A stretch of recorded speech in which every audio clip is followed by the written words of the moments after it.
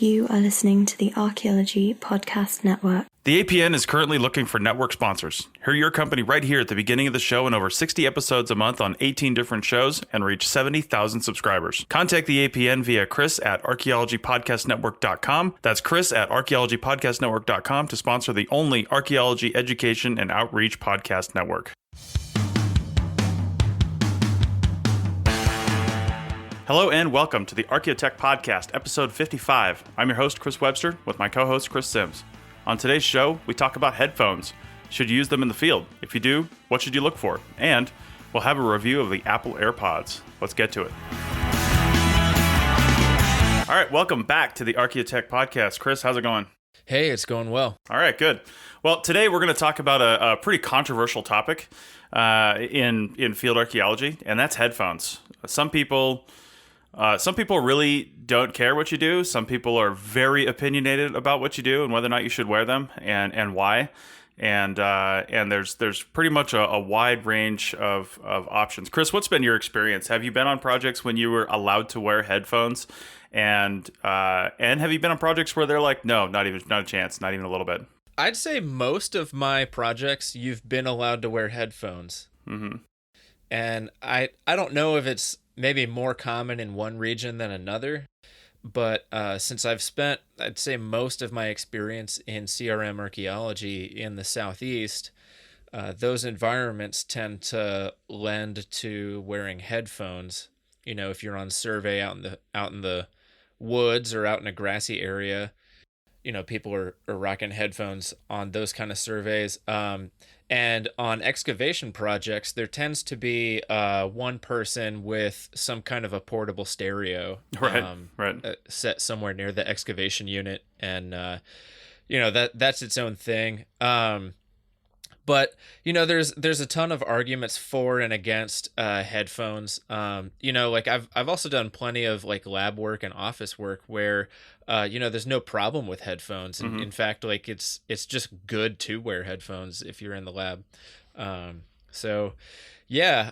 What about you? What's your experience been? I'd say it's relatively the same because I did a lot of work in the Southeast as well, and it's you know, when you're just shovel testing, and honestly, back then, I was never one much for music in the field as far as headphones goes. I'm fine if it's just like coming out of, like you said, somebody brings a boombox out or some kind of stereo and plays music. But it's always usually like really polarizing music. Like it's never middle of the road stuff. Somebody has to flex their musical muscles every time they come out. So it's something really off the spectrum weird. But yeah, that's just archaeologists. Yeah.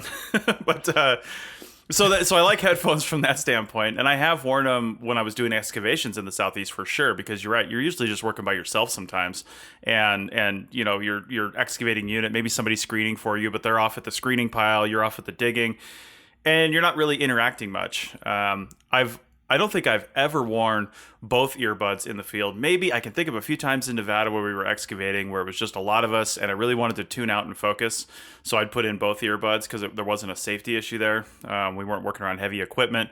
Nobody's swinging a pickaxe. You know, it's all it was all relatively benign. So I'd put them both in just so I could focus and go to town. But even then, I usually didn't listen to music. I listened to podcasts, oddly enough, because I wrote a blog post a couple years back. I think I called it something like learning while you're earning or some stupid corny thing.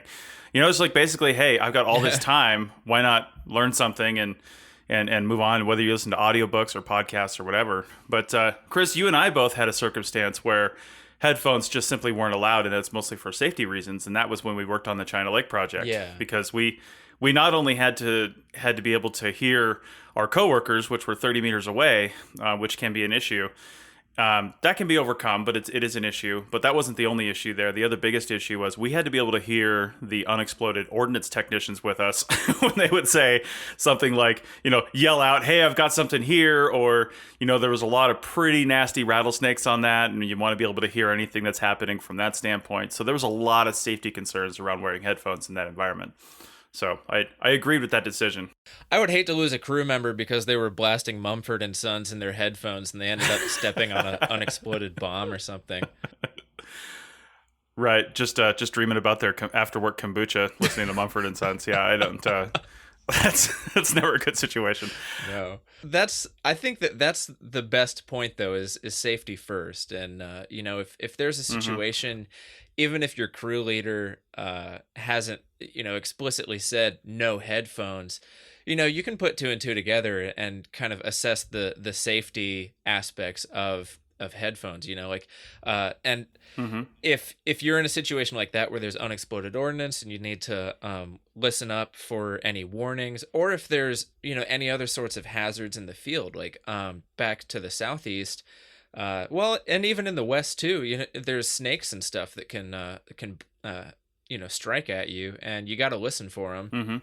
And, then there's other regions where, there's large predators that you have to make sure that you're alert for, and other stuff like that. Or if you're in a live fire area, you got to make sure that, you're still, staying as safe as you can. And then aside from safety, there's, I think you had kind of mentioned in passing the logistics of, if you're a certain distance away from your crew members, you got to be able to listen for messages to be passed down your survey line. And sometimes, like you had said, it can be worked around. I've worked on a lot of crews where everybody carries a walkie-talkie kind of strapped to their shoulder strap of their backpack or somewhere on their safety vest or something like that. And so that's pretty easy to hear.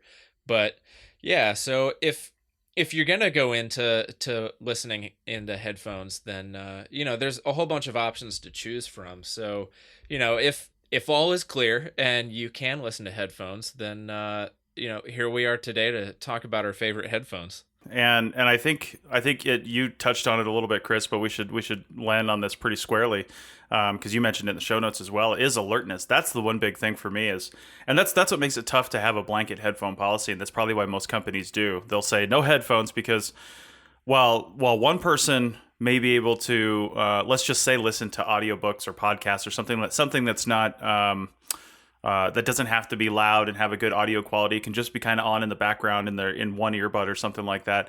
Like for example, I was doing some field work this weekend and I had just one earbud in, and I was listening to podcasts, and I was very conscious of the fact that I could still hear the cheatgrass sticking into my socks, as I'm walking through the goddamn desert. And I could hear all that stuff. I could hear the rustling under my feet. I could hear, my wife, who is surveying with me. She's an archaeologist here in Nevada as well. She was surveying with me, and she's 15 meters to my right. I can hear her. I can hear her footsteps. And I was like, okay, if I can hear all that, I'm going to say I'm pretty alert. But let's take it back to, it's not just about hearing those things, but it's also about where the audio you're listening to takes you. Like if you're the type of person that listens to, heavy death metal, and it sends you into this philosophical, introspective sort of downward spiral where you're just like, what is going on with my life and all this stuff, then you're probably not thinking about your surroundings and the archaeology and the stuff like that. Everything is meaningless. And the same thing with podcasts. Can scatter is meaningless. Yeah, what am I doing here? And then on the same token, for podcasts and things like that, I listen to podcasts because I want to absorb the information, and I want to listen, and I want to learn, and I want to think about what they're saying. And honestly, when I'm doing that, I'm probably taking focus away from some other things. Yeah. And I'm probably not paying attention enough. And I have to consciously be aware of that and make sure that I am focusing on those things. And sometimes I'll just shut the podcast off if I'm like doing something that requires a lot of focus, not just walking and looking for, odd things. If I'm actually recording a feature or doing something, I usually just pause it so I can focus totally on the task at hand and then restart it when I'm going. Yeah. So that's part of the alertness. It's not just being aware of snakes and things, which is incredibly important, but it's also being aware of your surroundings, being aware of your job, which is your primary focus, and being aware of the task at hand. And if you can't do that, the problem with most people is I feel like they can't say that about themselves. And companies probably know that, and you don't know whether somebody's going to be listening to podcasts, audiobooks, or the Harry Potter soundtrack or Megadeth. You just don't know what somebody's going to listen to, and you can't dictate what they're going to listen to. You can't say, okay, if you're going to listen to this, then you can wear headphones, but if you're going to listen to this, then you can't. That would be massive revolt. So they just blanket say no headphones, which I can understand, but I'm hoping podcasts like this can help people become a little more aware of the policy either way, and what you really should be thinking about from that standpoint. So Yeah. anyway, let's talk about the types of headphones. I would say first off, there's 3 different variations in the world today. There's wired headphones that just plug into your phone. Typically, people are using a phone, or I guess if you still have an iPod or an iPod Shuffle or something, or some other variant. There's the wired headphones that just go right up to your ears. They've got 2 wires and hook into one. Then there's the wireless with wires, I call it, the Bluetooth headphones that have the wire connecting the 2. So that'll usually hang on the back of your neck or something like that, and it's pretty short. Or some of them have that plastic hard, like harness almost thing that goes on the back of your head. And then there's totally wireless, which are a relatively new thing in the last year or so that are Bluetooth. They're separate earbuds, and they don't have any wires whatsoever. So those are the 3 main, I guess, versions. I'll just go right off and say, don't wear your Beats by Dre in the field. Just don't do that. Those are too expensive. You're going to drop them in the sand, and it's going to be bad. They might not fit under your hard hat either. Yeah, exactly. If you have to wear a hard hat, that'll be a little tough, So yeah, which is another thing we should mention while we're still kind of on the heels of safety. There is headphones are not sound attenuating like sound attenuators are, like the earmuff kind of things, or like what am I trying to think of? Like the foamy earplugs. If you're supposed to be wearing those, yeah, that's not headphones. And I've got a short story about that. The place where I rent my metal detectors for our survey this weekend, they had sitting on the counter as a display, those yellow foamy earplugs that kind of have the graduated concentric circles that it sticks into your ear, and they've got like small to large, and you just kind of pop it in there. Yeah. Well, these were foamy earplugs that are Bluetooth headphones. And I was like, I told the guy at the counter, I was like, man, I don't think these would pass MSHA. Like, I don't think you can wear these on a mine. I mean, they're headphones, for Christ's sake. They probably don't have the sound attenuating capabilities that normal foamy earplugs are supposed to have. They're freaking headphones. Right. So, yeah. That seemed like a bad idea to me. Yeah, definitely. Well, let's talk about some of the so I guess the benefits and the costs and benefits, and maybe some of the hazards of some of these types of headphones. I'll just go ahead and say, if you're wearing wired headphones, if you've got the wire, I don't care what environment you're working in, it's probably incredibly unsafe. Yeah. You should have something that's wireless if you're going to wear headphones at all, especially if you're shovel testing. You're just going to snag that on something. It's going to rip the headphones out of your ear, which will be a bad idea, and it's going to jam them down into your hole. You're going to lose them. I don't know, something like that. I don't know. Chris, you sound like you agree with that. Yeah, totally. I'd say, like, as a disclaimer, me personally, I prefer that people don't listen to headphones in the field, just because it's it's an unnecessary risk.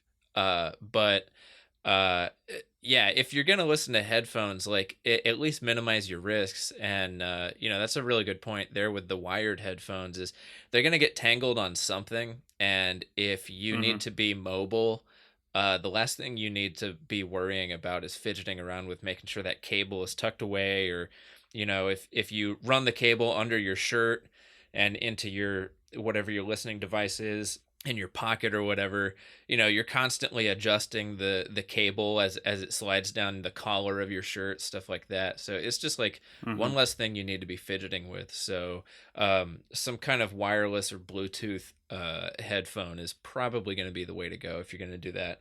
I completely agree. All right, so we'll make a comment here real quick about the plastic on headphones, because some sunscreens and some bug sprays, especially high DEET concentration bug sprays and high SPF sunscreens, will degrade the plastic on your headphones. I've seen it happen with like watch bands and things like that.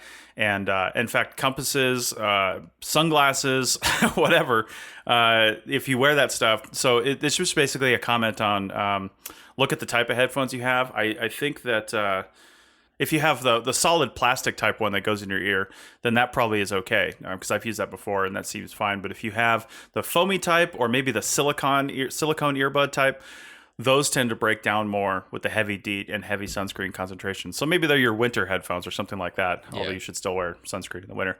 But just be conscious of that, because you don't want to destroy your headphones. So yeah, little safety message there. So what about wireless headphones, like wireless with wires, as we call it, the Bluetooth with the connecting wire? Do you have any experience? Do you own any of those? Yeah, I own a pair of Jaybird Freedom Bluetooth wired headphones. It's got a bud that goes in each ear with a cable that kind of goes behind the neck to the other bud. And they're kind of old. I bought them when I first went to grad school, and I love them. And there's ways that I can use them so that they're safe. Like one way that I use them is I'll put them in if I'm on my bike and I'm using turn by turn directions in a loud like urban environment. I'll just have my Mm-hmm. phone mounted on my handlebars with the turn by turn Google Maps instructions. They've got a bike mode in the map directions. And I'll just have the audio going into the headphones, and so I can still hear all of the surroundings around me in case there's an ambulance or something or other. But then when the turn by turn directions pop up, it's telling me, okay, turn right on Jefferson Street or whatever. And so I can hear that. Mm-hmm. And then, similarly, if I'm going to wear it in the field, I have worn it on survey a few times. I can wear one in, or I can wear them both in and just keep the volume down. And, I've listened to podcasts and stuff in the field. And it's like you had described. Like, I've been on surveys before where I can still hear like the snow and the leaves crunching below me, but I can still hear enough of the podcast, like it's not drowning out everything around me. And so whenever I hear Mm-hmm. somebody yelling for me, I'll just take my headphones out and listen to whatever they're saying. There you go. Real quick before we go to commercial break, the downside to headphones like that is that the battery life is often not long enough to last a full day in the field. And so it's one Mm-hmm. of those things that I'll use for commuting, or time in the office or for travel. Sometime when I know that I can recharge it, because it really only has this particular brand. It really only has an effective charge for about 4 hours. So it's one of those things where when I do use it in the field, I use it for like a half day. So it's like in the morning, I'll listen to something as I'm just kind of, getting into my own headspace. And then in the afternoon, I just go without music. Mm-hmm. But these particular ones are also, they're very durable, they're rugged, they're waterproof. And so they're kind of built for that kind of thing. They're built for you to be outdoors and active with them. And so that's another thing you got to consider when choosing what kind of headphone equipment you're going to take out into the field is if it takes a beating, is it going to be ruined, and is that worth it for you? So some people Right. choose you know inexpensive wired earbuds or whatever because it's not the end of the world if you lose them. Yeah, buy a $10 pair of headphones, like you do with that $5 pair of sunglasses you get at the gas station, because you're going to destroy them. Yeah, exactly. Nice, nice. All right, well, we'll talk about a couple more types of headphones and do some gear reviews when we get back from the break. This episode of the CRM Archaeology Podcast is made possible by Codify Incorporated. Codify is a California benefit corporation that can help you with your digital archaeological needs. Visit codify.com today to find out how Codify can help you go paperless in 2017. That's www.codify.com. Now back to the show. All right, we're back, and let's talk about a couple different types of headphones. Chris, you already mentioned the Jaybird Freedom Bluetooth headphones that you use, and we'll have links to these things in the show notes. I'm going to first talk about, I'm going to reverse my show notes a little bit here. I'm going to talk about these headphones that I got probably, I think when we were on that China Lake project, Chris, so probably back in like fall of 2015-ish. And now my wife is using them as about a month ago, but they're the M Move stereo Bluetooth earbuds, MMOVE.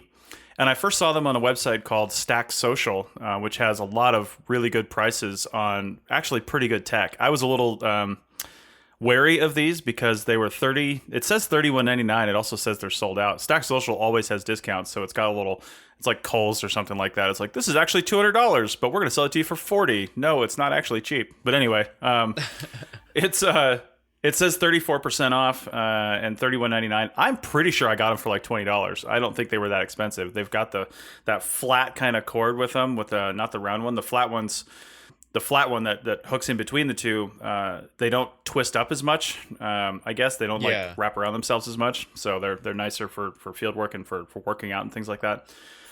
These are also slightly water resistant. They've got about a 6-hour cycle on them that you can listen to them on for the battery life, which is actually pretty good. And they charge up pretty quick. And they're made for sport use, so you can sweat into them. That's another thing. If you're gonna buy headphones for the field, they have to basically be all the sporty type headphones. So make sure they're sweat resistant. When they're sweat resistant, that usually just means they're slightly sealed up. So if you do get into if you are sweating like an animal and you're in the Southeast, like I did, then that'll probably help out. And they've also another thing that helps with that is they've got these little half moon shaped inserts that fit into your ear, and they come with like 3 or 4 different sizes of those, so you can find one that fits your ear, and it really keeps the earbud from falling out. I've used them while biking, I've used them while jogging, while working, while doing all kinds of things, and never had those headphones fall out. That's the biggest thing I hate about headphones, is when they fall out.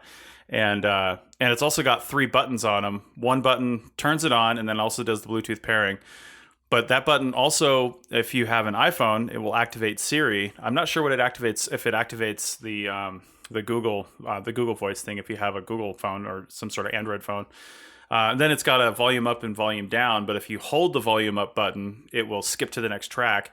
If you hold the volume down button, it will go to the beginning of that track. And if you hold it again really quickly, it'll skip to the last track that you were on. So it's actually got some pretty good functionality, and for $31.99, now that says they're sold out on Stack Social. Over on Amazon, we'll have both links. I see $29 Prime with free shipping, so that's pretty good. I mean, they're great. They're great headphones for that, as long as they fit your ear. They've just got the little foamy things and like I said, the little pieces that go in there. The ones here on Amazon have a slightly different piece that goes in your ear canal there, or the upper parts of your ear to hold them in, than the ones on Stack Social, but they're the same headphones. So, but yeah, for the price, I mean, you could wear them for a couple months and then buy another pair when they break or fall apart. But I've had these for going on 2.5 years, and they're still working. My wife's using them now. That's awesome. Yeah, the controls on the Jaybird Freedom headphones are about the same, and that little kind of silicone insert that goes into your ear, like I don't know what that part of your ear is called. It's the wrinkly part. It helps wrinkly part. The wrinkly part. That's the scientific term, but it keeps the headphone in there, and like if I'm biking or walking around or running, it stays in there fine. And the controls on the Jaybird are like up on the bud itself. Like it's got a small like bud thing outside of the ear, and it's got those 3 buttons, and it's nice because you can take phone calls while you're busy doing other things. Yeah, that's pretty cool. Because the M Move do that as well with the phone call. You can answer a phone just by pushing the button there. And depending on what phone you have, it will tell you who's calling, or you can just look at your phone and then you hit the button and you can connect it, and then you can hit the button again and disconnect the call. So that seems like a fairly common feature of Bluetooth headphones these days. Even like cheap ones will do that. So, which is pretty nice. It's a pretty nice function to have. So, all right. Well, let's talk about something else here. And I know you guys, if you listen to any episodes of the Archaeology podcast, you know that both Chris and I are essentially Apple fanboys. I'm a little bit more. Like, I've already put the Apple keynote for WWDC on my calendar. It's already played as of the recording of this podcast, as of when this podcast is airing. But so we know what happened already. So if you have the chance to go back into the past, don't tell me what happens, because I'm going to be watching it with friends of mine over at the Reno Collective. So, but as an Apple fanboy, I of course had to go get the Apple AirPods. Now, the Apple AirPods were announced, I think, last year, possibly at WWDC, or maybe in the September event. And then they became available in December, and they've been actually back ordered for a long time. And I'll just get it out of the way right away. They look goofy as hell. They look like, they're very odd looking, and they're white, of course, because they're Apple, so they stand out. I don't care what color of face you have. I tell you, if you're a dark-skinned individual, you're going to look like you're wearing neon earrings, because they're just going to stand out like flashlights on your face. And My skin's not totally white. I mean, I'm a white guy, but I've got a little bit of darkness to my skin, mostly because, just working out and kind of a perpetual tan kind of thing. I'm not totally white like my wife is. She's a freaking Casper, but you might not be able to see the earbuds if she's wearing them, but you could definitely see them if I'm wearing them. So, Yeah. but that being said, there's a reason why they're the shape that they are, because there are some other ones out there that just kind of these wireless ones. That's what I call it when they're Bluetooth, but they're also not connected to each other. Because usually when they're connected to each other, only one of the earbuds has a Bluetooth transmitter inside of it, has because that connects to your device. Only one of the earbuds has the controls on it typically. And the one earbud basically receives information from your phone and sends it back to your phone, and then also sends to the other earbud through the wire. And it's really just sending audio through the wire. Now, with the wireless ones, with no wire in between them, both headphones have to be able to work autonomously. So think about that for a second, because I'm not sure how the other wireless headphones work. But before I get into some of the specs on these, I'll tell you one of the coolest things about these headphones is I can put one or the other in my ear. I can put them both in my ear. I can put one in my ear. And let's just think about that for a second. Since they both have their own battery, I can basically put one in my left ear. And then when that one dies, if I wear it for, I think it's 5 hours they're supposed to be good for. If I wear it for 5 hours and it dies, I can just take it out, put it in the case, and put the other one. Now I've got another 5 years in my other ear, 5 hours in my other ear. So that's pretty cool. But then another thing that's really great for archaeologists is the case that these things go in, and they just kind of slot in little magnet style. The case that these go in is actually a battery. So the minute you pop the headphone back in the case and you close the little thing, you get... it starts charging. And according to Apple, and I haven't tested this, but according to Apple, 15 minutes of charging equals another 3 hours of battery life. So even if you were wearing them both for some reason, and then you took a break, you could just pop them both back in the case and get 3 more hours of battery life out of both of them. So they say you get 24 hours total if you were to deplete the case and just keep charging the headphones. So that's pretty cool. Over on a survey we were out in the Black Rock Desert this weekend working for 5 days, and I walked a total of, I think, 26 miles that whole time. And since we were just basically working independently, there's really weren't any hazards. I had one earbud in most of the time, just listening to the podcast all day long. And I never charged up the case, and I just put the headphones away when I was done using them. I wasn't even really being conscious of the fact that I was running their batteries down. I'm done. I'm going to put the headphone back in the case, because that's where you store them naturally. And that's the genius that Apple did. They didn't say you don't have to turn on the battery, you have to plug it in, do something. You just put them away, and putting them away charges them. So I never, in 5 days, I never charged the case, and my headphones never died. So it was pretty fantastic, pretty great. Let's get into some of the other particulars on this gear review. First off, they will connect to other devices, not just Apple devices. There's a little bit different procedure, but you can connect them to other types of phones. So if you have an Android phone or something like that, these will work on that. If you do have Apple devices and you have all Apple devices, all you have to do is pair these once with your Apple device with like your phone or something, and then they're instantly paired with everything else you have your iCloud account hooked up to. So I'm able to transition pretty easily to my iPad, to my iMac, to my watch. If I had music on my watch or something like that, I can transfer to any one of those devices after I just hooked up once, and I don't have to do the repairing or anything like that. It already connects and makes that association. Another cool thing is and anybody who's familiar with Apple knows the Find My iPhone thing. So if you're hooked up to your iCloud account through your Apple device, you can go on to Find My iPhone. It's an app on your phone, or you can go online and look at it, or any of your other devices, and then see where your device is right now, if it's online, or where it was last reported. And these AirPods have Find My iPhone feature, or Find My AirPods feature. So it will tell you where they were last used.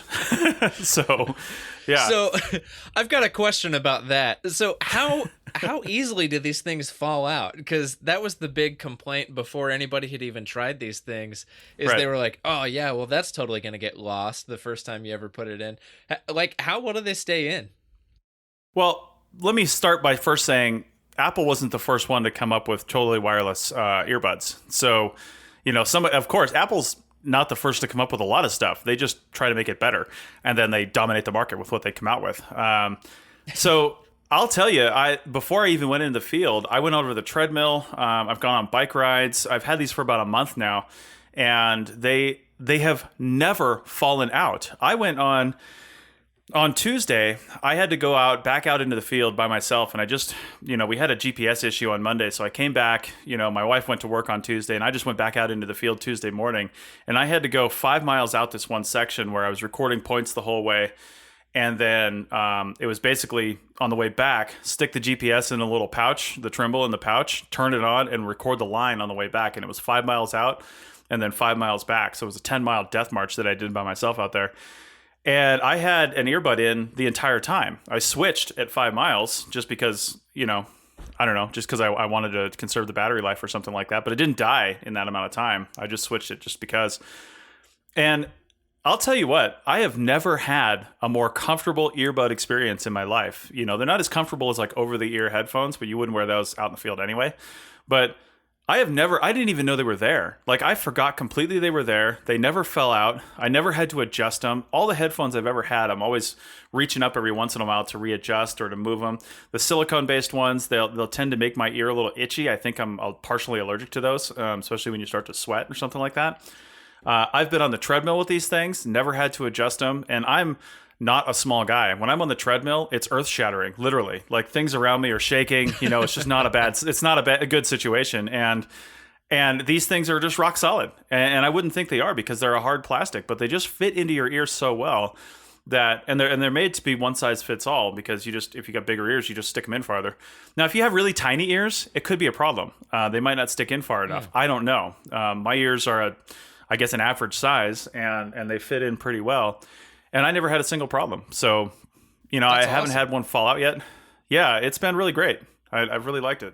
And there's one thing that I think is worth noting. I don't know how many field archaeologists will really care about this feature of the Apple AirPods is it's one of the few, there are a couple others, but it's one of the few headphones that is digital to digital for music. So it's you're getting a a less distorted audio, and so you end up with this incredibly crisp sound coming through. So if you're a big music nerd and you're listening to FLAC audio files through your phone or whatever, this is the way to do it. So it's kind of an audiophiles mobile sport headphone thing. Yeah, and I'll comment on that too. I actually haven't listened to a ton of music on this. I have a Spotify account, and I have the highest quality download set on that. Again, not an audiophile type of quality, but the highest quality that they have. And yeah, music sounds really good through these. But I'll tell you one thing: I've been slightly, I don't know if disappointed is the right word, but maybe irritated. Maybe I just need to find another solution. But I listen to podcasts through an app called Downcast, and Downcast doesn't have any.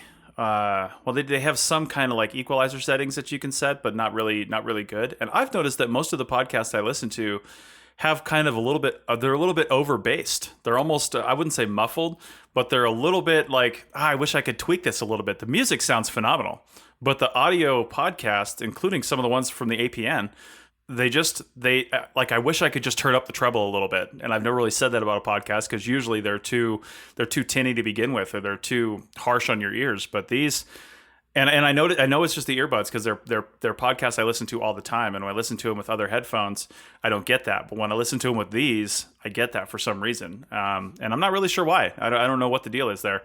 And it's something I've got to research and figure out. So one of the other cool things, and one of the other irritating things actually, is there's no buttons on these headphones.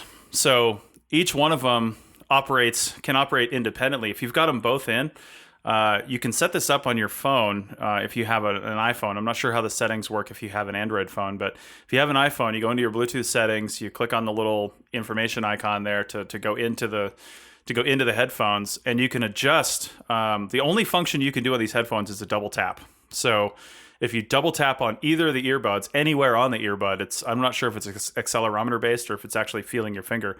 I'll tell you one thing, I never accidentally tapped it, which was nice. So that's not possible to do. Yeah, I didn't reach up and, something happened, something like that. But the only thing you can do, though, is you can decide what that double tap does. It's one of two things. It either activates Siri. so then your phone kicks on and Siri activates, or it's a play pause button. I had it on Siri, which is the default to begin with, which the only thing I ever really used that for was to increase or decrease the volume if my phone was like in my backpack or something like that. So I double tap, Siri comes on within probably 2 or 3 seconds, and I say increase volume, and it increases it 2 notches of volume on your phone, or decreases 2 notches of volume, which is enough. 1 isn't enough, 2 is just right.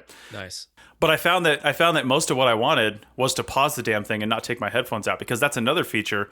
When you take the headphone out of your ear, it has a sensor to know that it's come out of your ear, and it pauses whatever you're listening to. It doesn't matter what it is. It pauses music, it pauses audio, it pauses anything. So it'll automatically pause. And when you put it back in your ear, it reconnects it instantaneously and starts playing again. So that's pretty cool. But I found that having the play pause for the tap was what I preferred, because usually when I'm listening to stuff, I don't need to adjust the volume very much. And if I do need to adjust the volume, I'll just pull my phone out, and my phone outside volume knobs will do that just fine. I do wish it had volume control on the headphones, I'll be honest, instead of just play pause. I wish I had a little bit more control, like a triple tap or something like that to activate Siri again, maybe, so I could do volume or something. But that's my only real complaint with the button setup on that. Let's see. I think that's about it. Yeah. The price point for those is about the same as some other of the kind of higher end Bluetooth headphones. I was just looking at them. The price point's $160 for the AirPods, which that's a heavy sticker. But if you're looking at just there on that Apple store, they've got other recommended products, and there's like what are they? The Beats 3 or whatever, the sporty ones. Hold on, let me. Power Beats 3 wireless headphones. They're $200. Yeah. And then there's the Beats X. Those are $150. So they're about on par with other kind of higher end sport wireless headphones. Yeah, and those ones that you're talking about there are not wireless. They still have a wire connecting the two for that price. So yeah, exactly. Yeah. If you look at some of the other truly wireless Bluetooth headphones on the market, and they're well upwards of $200 and more. So I think Apple's doing it right. I think they're on the right track. And the only major complaint I think I've ever heard anybody say, and these are really just people that haven't tried them, because I don't care what I look like. They sound fantastic. They feel great, and they're just amazing headphones. I love the instant connectivity. I love the not ever having to mess with them. That was one of my biggest complaints with the M Move headphones, was sometimes when I turned them on, they wouldn't connect right away, and I have to go into my Bluetooth and disconnect and reconnect. And then I was like, what the hell is going on here? That is so irritating. And it was just pissing me off every time I had to do it. And it was really getting on my nerves. And and it didn't do that all the time. I think it was an Apple software update that caused that to happen. Because normally they connected right away for the first year that I had them. In the last 6 months, it's just been an irritating nightmare every time I try to connect them. Also, the Apple AirPods, because they link through your devices via your iCloud account, is they won't connect to more than one device at the same time. The M Move AirPods, you can Bluetooth pair those to 2 devices. So sometimes I had it paired to my wife's phone when she was using them, or to my iPad, and then I'll try to use it on my iPhone, but it paired to some other device first. Now we've got to figure out what other device it paired to and try to turn off the Bluetooth on that. And it was just irritating as all hell. And I think any Bluetooth headphones are going to have that problem. It's just Apple has integrated it with their iCloud account, so it avoids that entirely, and it just doesn't happen. So anyway, that's my review of the AirPods. Yeah, that's awesome. With those Jaybird Freedom Bluetooth headphones that I've got, I've had that connectivity issue happen before, where I was sitting at an airport, and as I'm at the gate waiting to board, I pull out the headphones and turn them on and hope that they'll link right away. And I've had it happen at least once before, where I got so frustrated because it wouldn't link that I ended up going a whole flight without headphones. I was just like, well, all right, I don't have the patience to mess with this right now. Yeah, and that's really irritating. So these, because headphones are the international symbol for leave me alone, which is nice. Exactly. You know, every airline needs that poster that we have down at the Reno Collective. They've got this big poster down there because everybody wears headphones when they're working down at this co-working space I belong to. And there's just it's like a symbol. There's two symbols of headphones. If you're not wearing headphones, it says, okay, talk to me. I'm fine. But if you're wearing headphones, but you've got one of your earbuds out or one of your cups off your ear, it means I'm busy, so only talk to me if it's important. And then if you've got them both in, it's like, leave me the F alone. Don't mess with me. That's awesome. Yeah. I think it was like a year ago or so. Some idiot like posted this like op-ed piece. It was like how to talk to a woman wearing headphones at the gym, like as if women at the gym are there to be like talked to and hit on and whatnot. So it just makes me think of that. It's like the international symbol for leave me alone really is headphones. It's like if there are headphones in, and like especially if it's like sunglasses and headphones, just don't talk to them. Oh yeah. Don't talk to anybody with headphones. I know. I had an ex-girlfriend that would walk around. She didn't even like listening to anything. She grew up in North Dakota, so she liked silence and stoicism, and she just would just like wear headphones, but they'd be connected to nothing in her pocket. Like they're not even plugged into anything. Yeah. Nice. Yeah. All right. Well, we ran long on this segment, but it was good. It's good to pick it up. Let us know about your headphone preferences. Please don't send us any hate mail, or feel free. That's okay too. Leave some comments, and if you do listen to headphones, I'm interested to hear what else is out there, and we'll, if you can comment on the show notes for this page at arcpodnet.com/archaeotech/55, then other people can see that as well and see your review of the headphones you use or would never use because they suck. Leave those as well. But let us know what you think. And thanks a lot for listening. We'll be back in a second.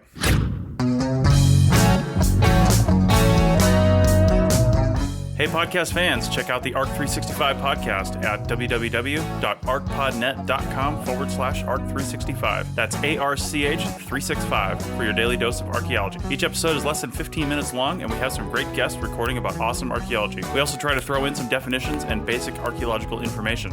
So, check out the 365 Days of Archaeology podcast only in 2017 at www.arcpodnet.com/Arc365 today. Find us also on iTunes, Stitcher Radio, and Google Music by typing ARC365 into the search. Now back to the show.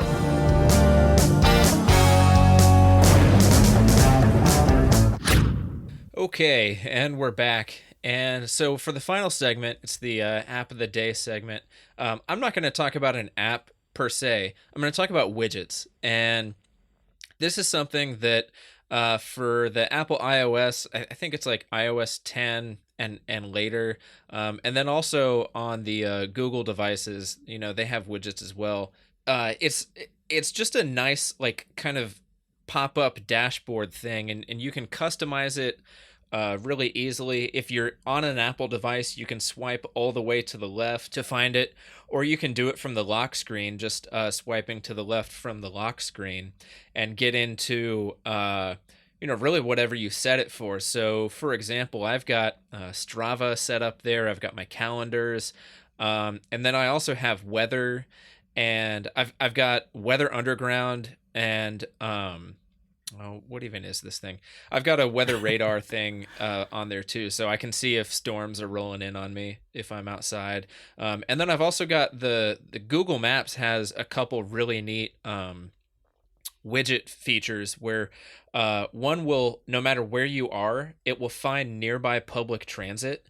And so I can be wandering around and I can just swipe over to my widget, and if I know the public transit routes well enough, I can fairly easily understand it. But you can just click on it and it'll give you more detail. And so it'll tell me if a train is coming in like 5 minutes, and I can be like, oh, okay, well, I need to hustle a block over so I can catch this train and come home.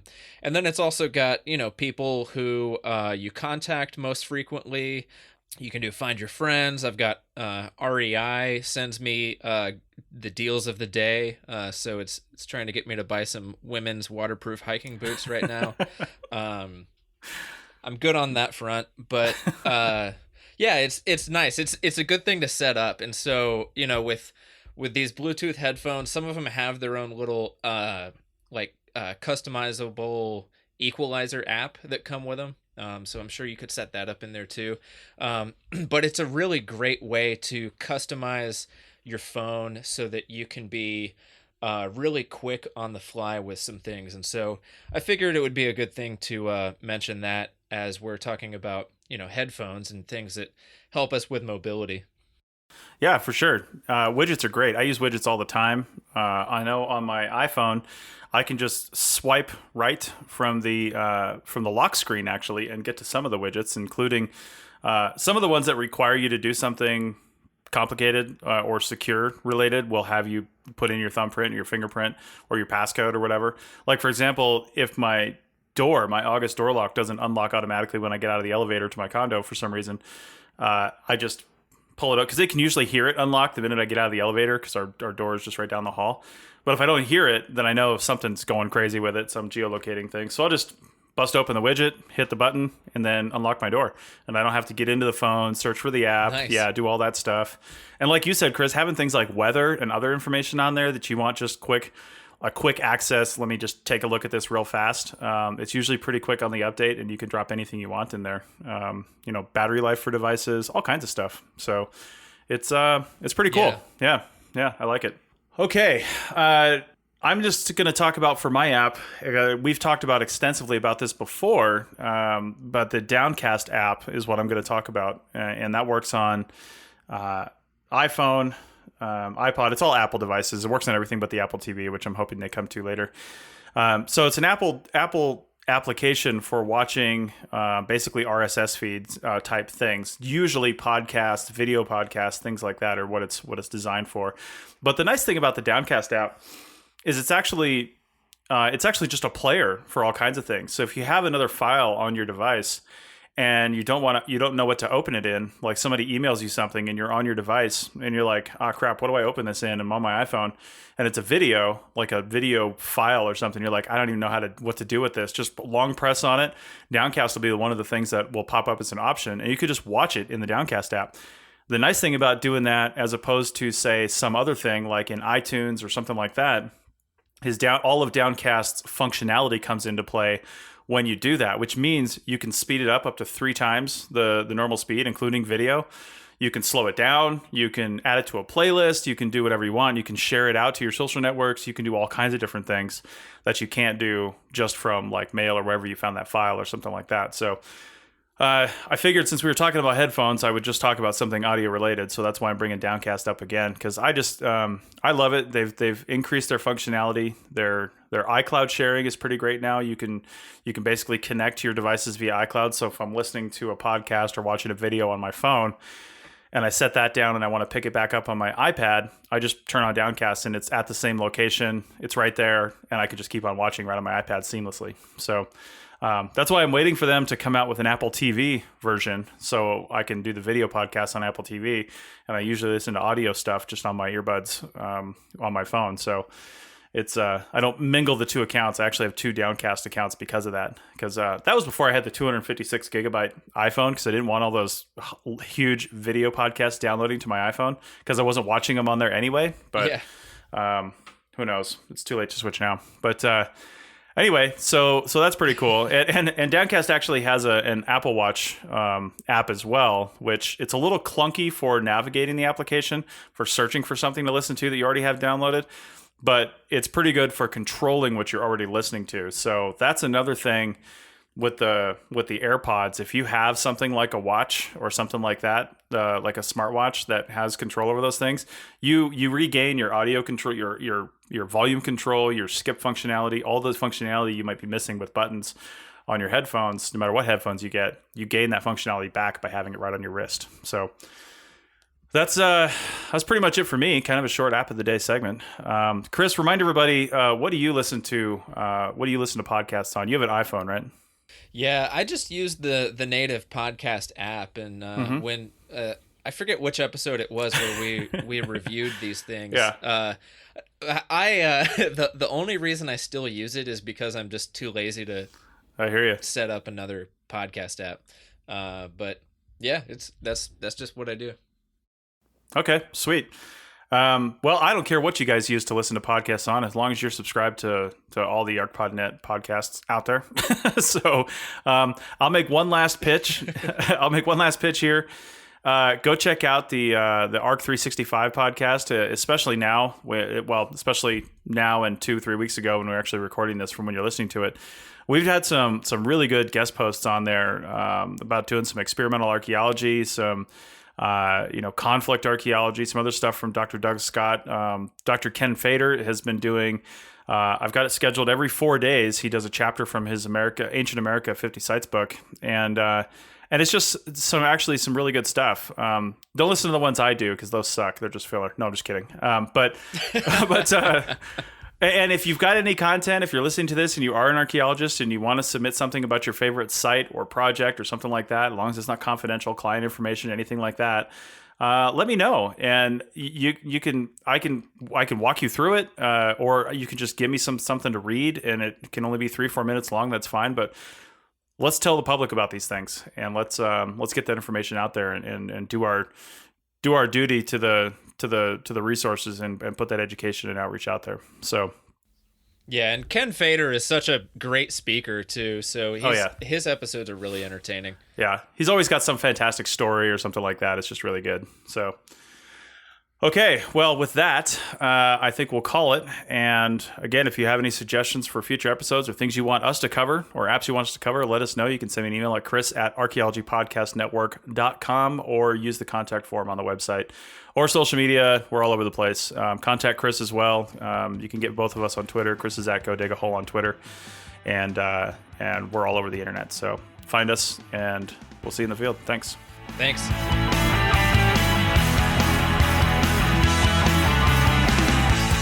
That's it for another episode of the Archaeotech Podcast. Links to some of the items mentioned on the show are in the show notes for this podcast, which can be found at www.archaeologypodcastnetwork.com/archaeotech. If you like the show and want to comment, please do. You can leave comments about this or any other episode on the website or on the iTunes page for this episode. You can also email us at chris@archaeologypodcastnetwork.com or use the contact form on the podcast webpage. If you'd like us to answer a question on a future episode, email us. Use the contact form on the website or tweet your questions with the hashtag Archaeotech or tag @ArcPodNet in your tweet. Please share the link to this show wherever you saw it. If you'd like to subscribe to this podcast, you can do so on iTunes or on Stitcher Radio. You can also type the name of the podcast into your favorite podcasting app and subscribe that way. Don't forget to go over to iTunes and leave a review of the show. It helps us get noticed so more people can find our podcast and benefit from the content. Also, send us show suggestions and interview suggestions. We want this to be a resource for field technicians everywhere, and we want to know what you want to know about. This show is produced by Chris Webster and Tristan Boyle, and was edited by Chris Webster.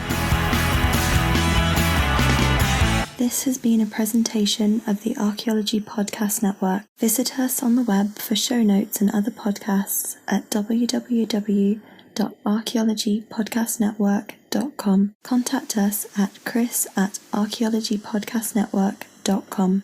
Thanks again for listening to this episode and for supporting the Archaeology Podcast Network. If you want these shows to keep going, consider becoming a member for just $7.99 US a month. That's cheaper than a venti quad eggnog latte. Go to arcpodnet.com/members for more info.